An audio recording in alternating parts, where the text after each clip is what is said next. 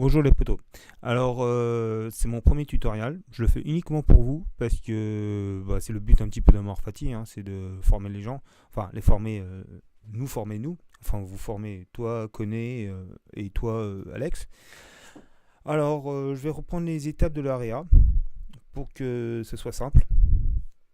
Alors, donc il y a le tournage, mais bon, nous là, on s'occupe uniquement de la post-production.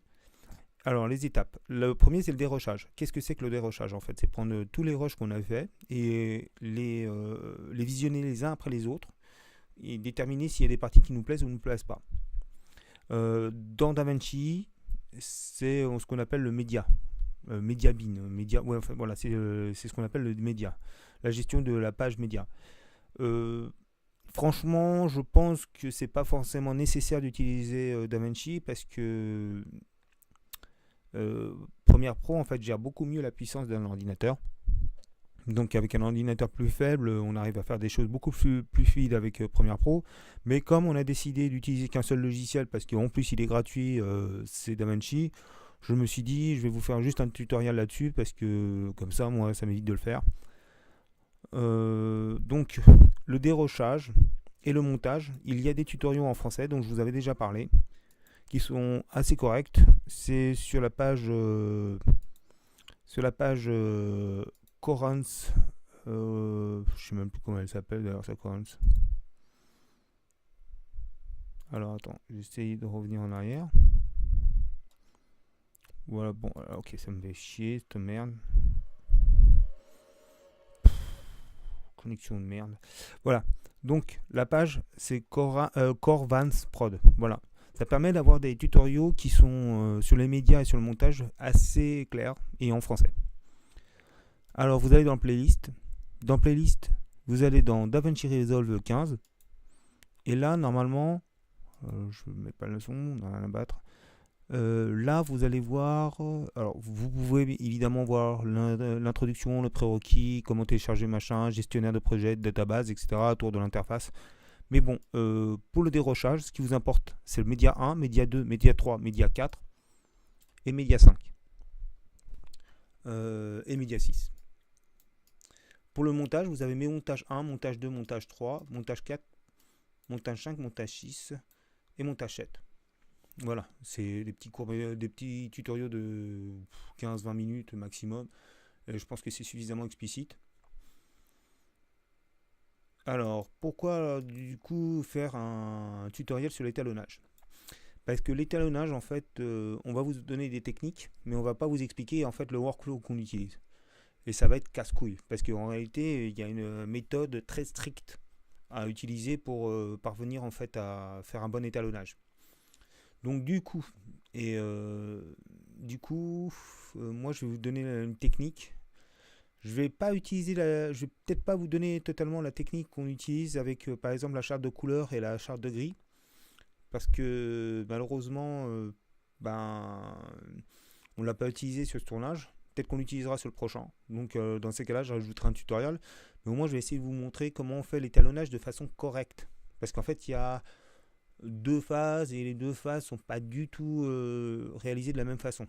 Mais voilà, je vais vous donner un exemple de comment on fait normalement correctement sur justement un rush que je vais utiliser dans Amorphati. Donc, les étapes de l'après-tournage, c'est le dérochage, le montage, l'étalonnage et ensuite seulement les FX. Pourquoi est-ce qu'on utilise les FX en 4 et pas en 3? C'est parce qu'en fait, quand on fait des FX, on retouche l'image. Comme sur Photoshop. On retouche une image, mais on retouche pas une image en RAW, on retouche une image en JPEG. C'est comme si vous retouchiez du papier, une photo sur un journal, elle est déjà compressée. Donc, si vous vous collez des images dessus, par exemple, sur l'image du journal, vous recollez un personnage, etc. dessus, et qu'après vous essayez de retoucher les couleurs, forcément vous ne parviendrez pas à la même couleur que celle d'origine. J'espère que vous me comprenez en fait. Par exemple, je vais vous donner un exemple. On a une photo en noir et blanc. On a une photo qu'on a prise, par exemple, d'un paysage.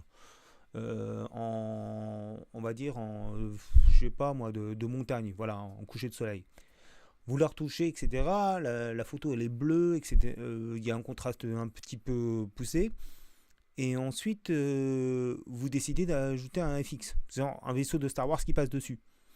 Eh bien, ça sera plus simple de créer un vaisseau de Star Wars qui s'intègre à la photo déjà étalonnée que de faire reprendre la photo de base avant la colorisation, d'intégrer le vaisseau et ensuite de tout corriger d'un coup. Parce que en corrigeant ensuite, vous parviendrez pas en fait à intégrer parfaitement le vaisseau à la photo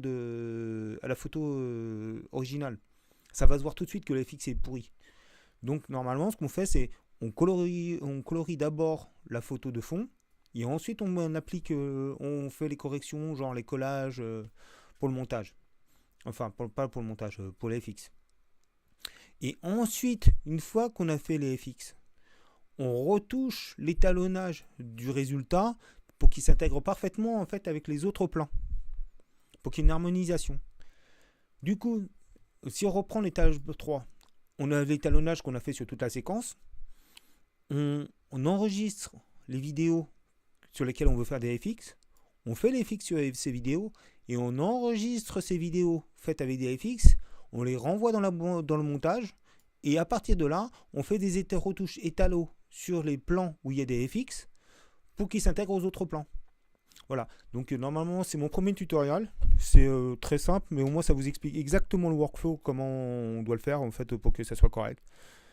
Puis voilà, il y en aura d'autres, des petits tutoriaux que je vais faire là, la suite en fait, je vais essayer de vous faire un truc tout de suite, vous me direz ce que ça donne.